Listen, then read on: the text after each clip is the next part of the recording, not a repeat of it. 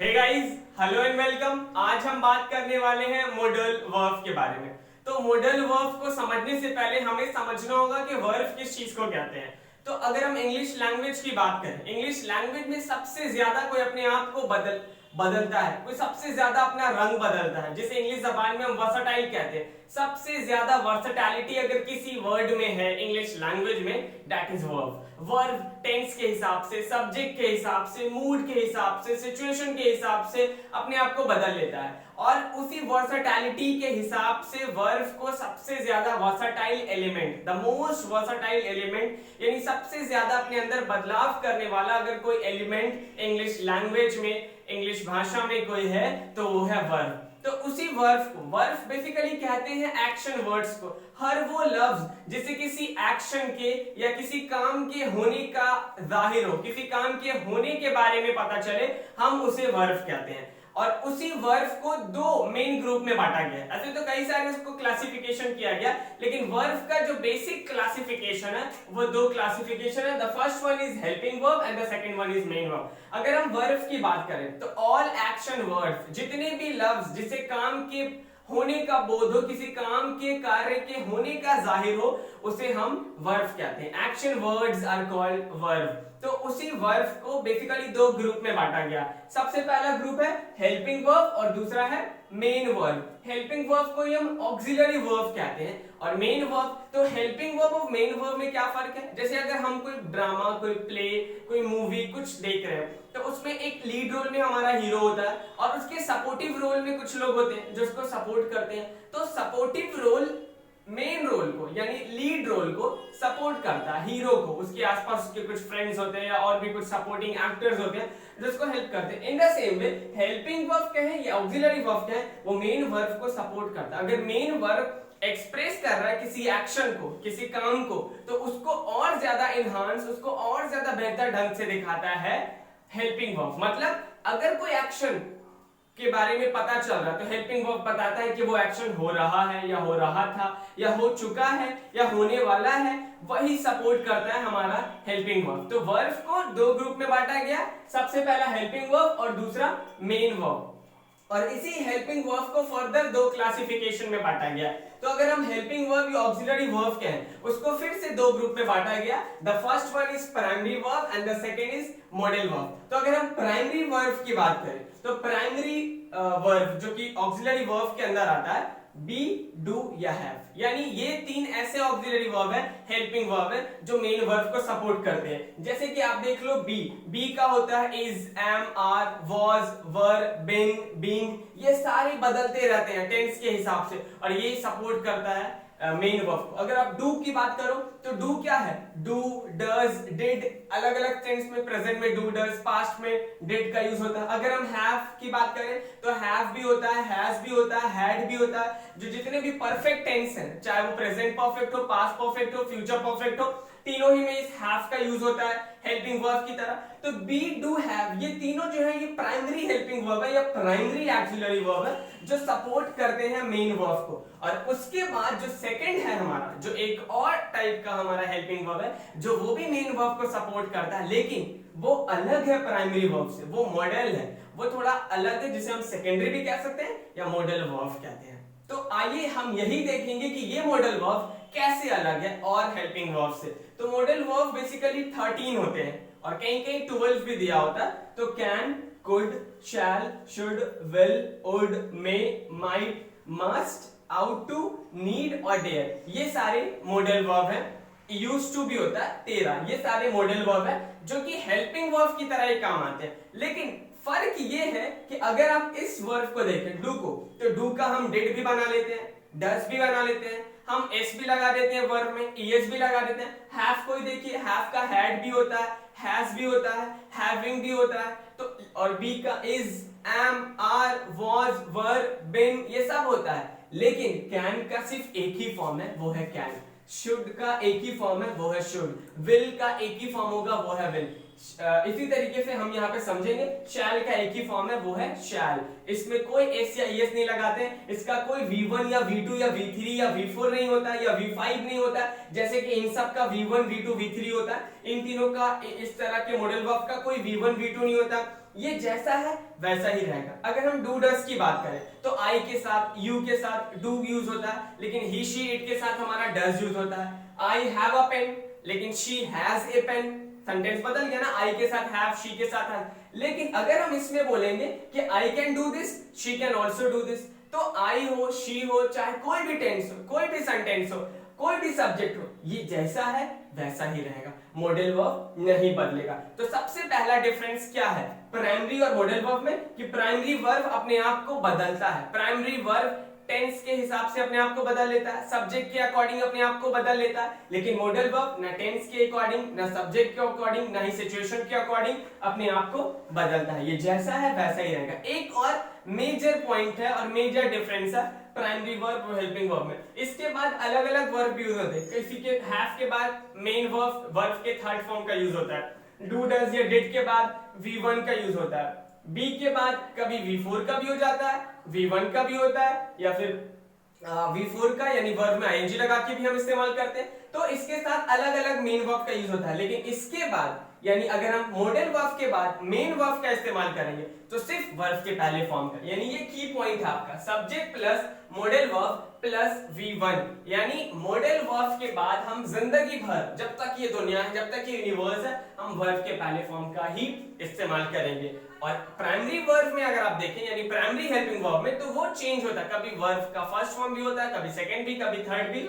लेकिन model verb के बाद हम हमेशा वर्ब के फर्स्ट फॉर्म का इस्तेमाल करेंगे। मॉडल वर्ब नहीं चेंज होता है according to tense, according to situation, according to sentence, है ना। तो आई होप आपको समझ में आ रहा होगा बेसिक डिफरेंस। अगर हम इसका एक जो की पॉइंट है, इसलिए मैंने यहाँ पे स्टार बना रखा है कि subject plus modal verb plus 1, यानी सब्जेक्ट के बाद अगर मॉडल वर्ब का यूज होगा तो वहां पे हम V1 का यूज करेंगे। चाहे सब्जेक्ट कोई भी हो, ये मॉडल वर्ब वही रहेगा, और इसके बाद कोई भी मॉडल वर्ब का पहला ही फॉर्म यूज होगा। So before we move ahead, हम बात करेंगे इन सारे मॉडल वर्ब का डिटेल में और समझेंगे कि किसका कहां यूज होता है। तो सबसे पहले हम बात करेंगे use of can.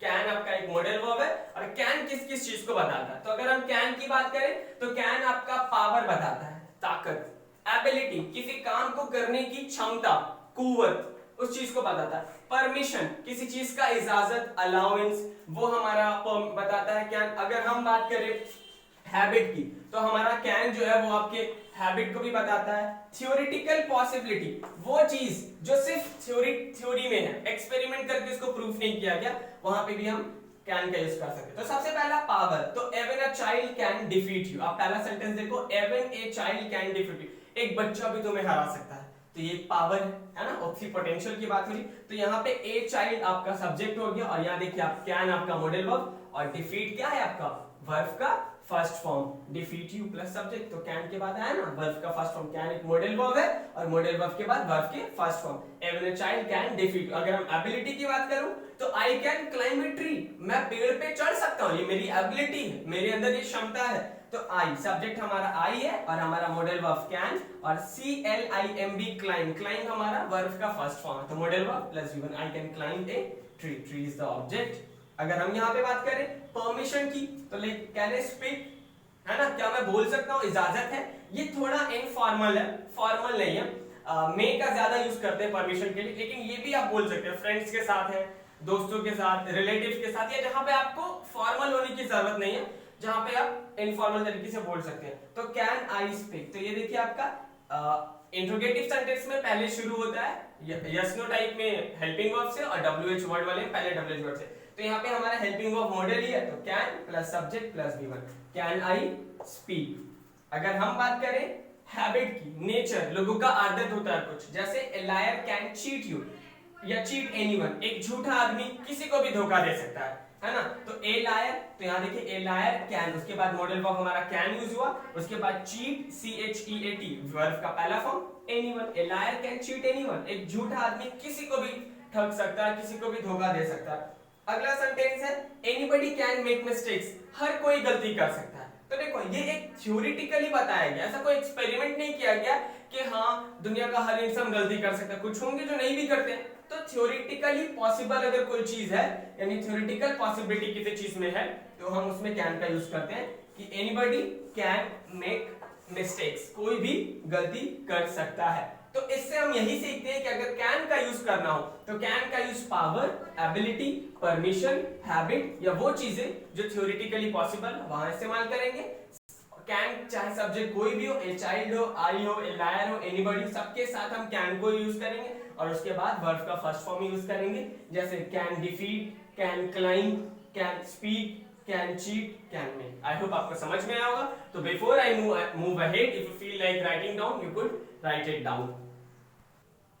Hey guys, तो अभी हमने बात किया था मॉडल वर्ब के बारे में, मॉडल वर्ब किसको कहते हैं, और हमने पहले मॉडल वर्ब यानी कैन का यूज देखा था। आज अब हम कुड का यूज देखेंगे, the second one which is could. तो कैन का पास्ट ही कुड है, कैन के पास्ट टेंस में हम उसको यूज कर सकते हैं या फिर अलग से भी उसका कुछ यूज होता है। तो अगर हम कुड की बात करें तो कुड हमारा पास्ट, एबिलिटी, पोलाइट, इन दो चीजों के लिए यूज होता है। यानी पास्ट में कुछ एक्शन, जैसे अभी मैंने बोला था कि कैन का यूज ही होता है एक क्षमता, एक एबिलिटी, पोटेंशियल को बताने के लिए जो प्रेजेंट टाइम में। लेकिन अगर कुड है तो वो पास्ट में यानी बीते हुए कल में जो आपका पोटेंशियल था, आपका क्षमता था, वहां यूज होता है। और कैन का यूज होता था परमिशन के लिए, यहां पे भी कुड का use polite request, polite permission के लिए होगा।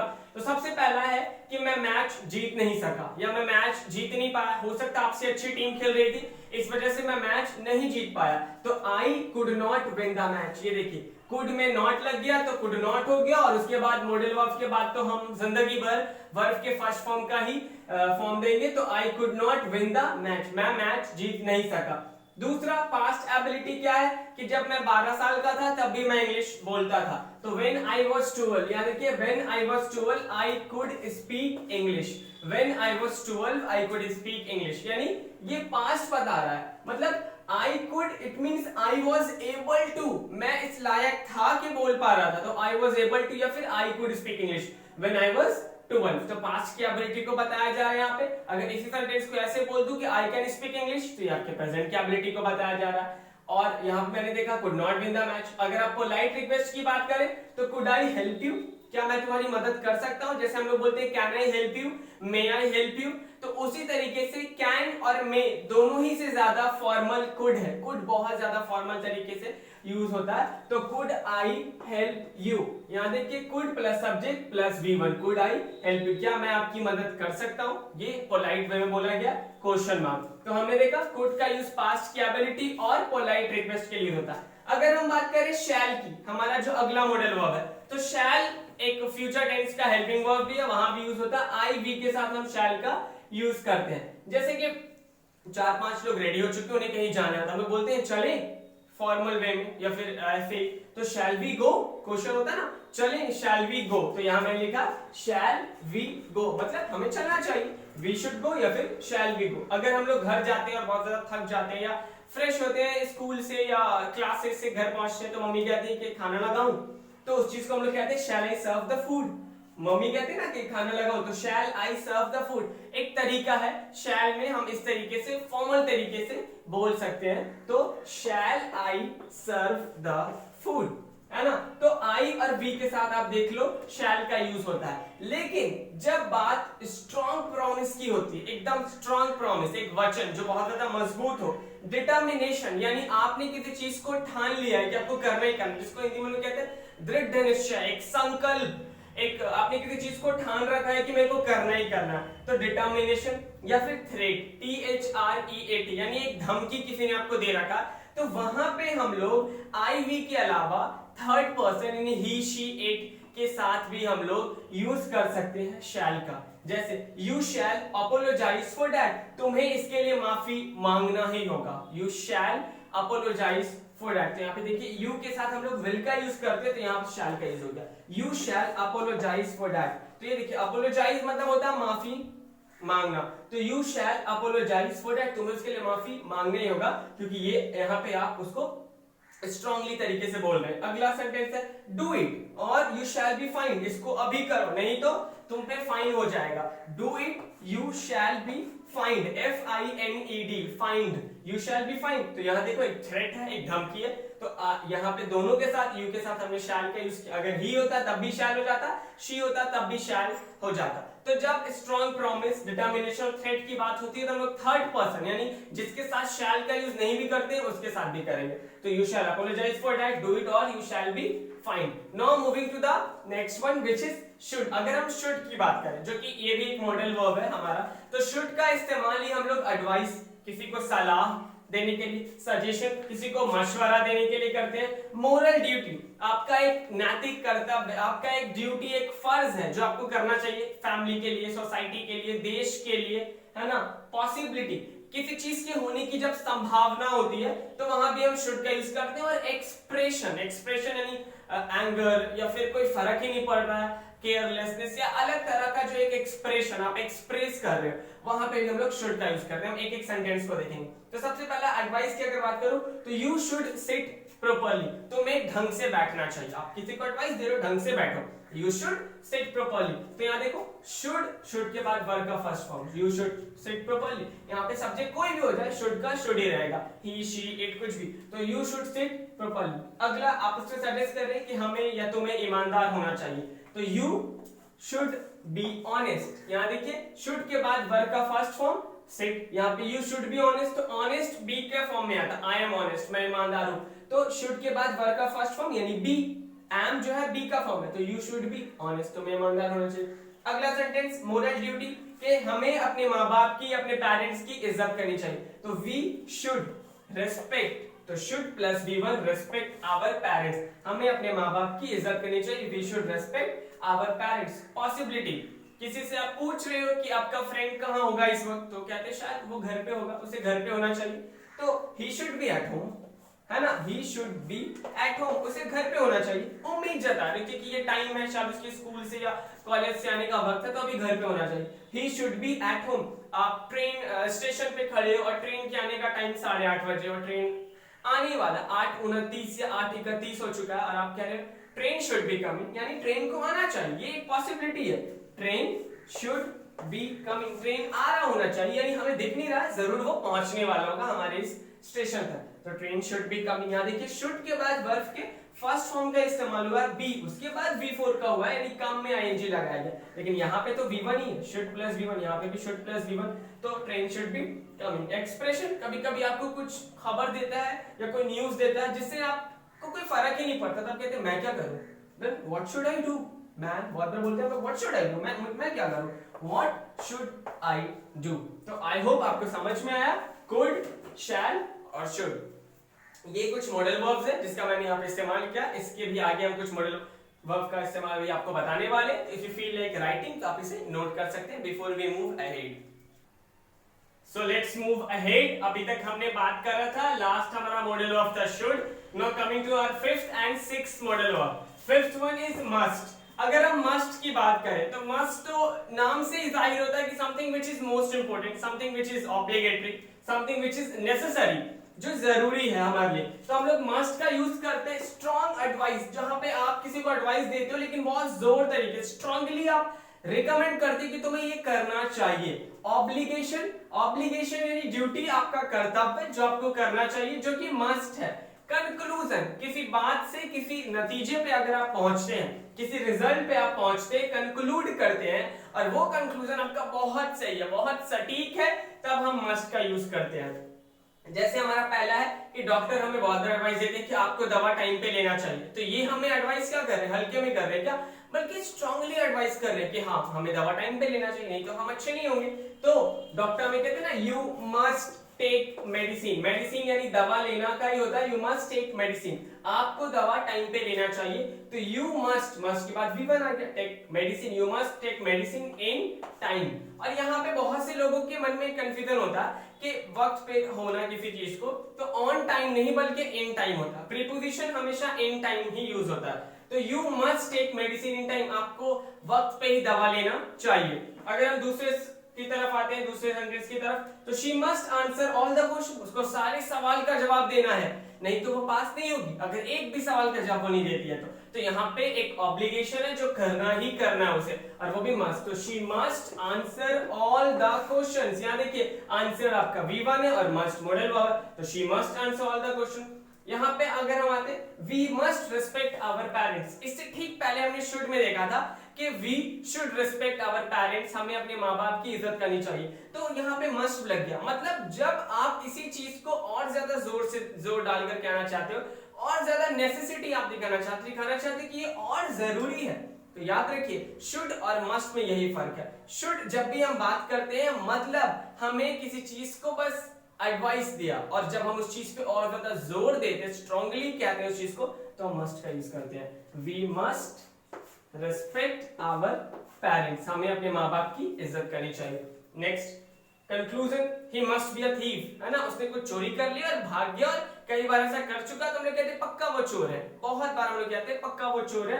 तो ही मस्ट बी ए थीफ, यहाँ देखिए मस्ट मॉडल वर्ब और वी का V1 बी का V1 वी है, तो ही मस्ट बी ए थीफ, वो जरूर एक चोर ही होगा या चोर ही है। He must be a thief. अगला, your father must be 40 years old, तुम्हारे पापा जरूर 40 साल के होंगे या सचमुच 40 साल के होंगे। योर फादर, तो आपके पास कोई प्रूफ होगा, इस वजह से आप क्या है, your father must be 40 years old. तो आई होप आपको ये मस्त समझ में आएगा, जहां पे हम strong Dzire, strong promise, determination, strong advice, obligation और कंक्लूजन जैसी बात करेंगे, वहां पे हम मस्ट का यूज करते हैं। You must take medicine in time, she must answer all the questions, we must respect our parents, he must be a thief, your father must be 40 years old. Now moving to our last one, that is of this video, like out to। अगर हम out to की बात करें तो out to एक old fashioned word है जो should के ही जैसा, equivalent to should, ये बहुत ज्यादा फॉर्मल है, और should is equal to out to जो मैंने लिख रखा है, यानी should और out to का मतलब एक ही होता है। तो मोरल ऑब्लिगेशन के लिए हमारा यूज होता था शुड, है ना, मोरल ड्यूटी के लिए, ये भी हमारा मोरल ड्यूटी के लिए यूज होता। जहां जहां आप शुड का यूज करते हैं वहां हम आउट टू का यूज करेंगे, ये थोड़ा ओल्ड फैशन और थोड़ा फॉर्मल है। तो we ought to help our neighbours, हमें अपने पड़ोसियों की मदद करनी चाहिए। तो यहाँ देखिए वी आउट टू एक साथ यूज होता, तो we should help our neighbours, should का ओल्ड फैशन या formal version, we ought to help our neighbours. अगर हम यहाँ पे देखें, Rakesh out to win the race, Rakesh out to win the race, तो यहाँ देखिए Rakesh should win the race, ought to की जगह आप शुड कर सकते हैं, उसके बाद V1, ought to win, ought to help, है ना। तो राकेश आउट टू विन द रेस, and the last one, you ought not to be late, पहले हम नॉट लगाएंगे और तब भी इसका टू लगेंगे, आउट टू के बीच में हमारा नॉट आएगा। You ought not to be late, you should not be late, बहुत बार कहते हैं तुम्हें देर नहीं होना चाहिए, टाइम पे आ जाना, तो you ought not to be late, वहां भी हम इस तरीके से कह सकते हैं। तो आई होप आपको समझ में आया होगा इस वीडियो में कि मॉडल वर्ब किसको कहते हैं, इसका क्या यूज है, किस तरीके से ये अलग है प्राइमरी हेल्पिंग वर्ब से, और मैंने यहाँ पे आधे मॉडल वर्ब का यूज आपको बता रखा है, आधे का मैं आपको नेक्स्ट वीडियो में बताने वाला है। This was the part 1 of our modal verb. तो आई होप आपको ये वीडियो पसंद आया होगा और समझ आया होगा, तो please like my video and subscribe my channel to stay tuned and get all the notification in time. Thanks for watching, have a nice day.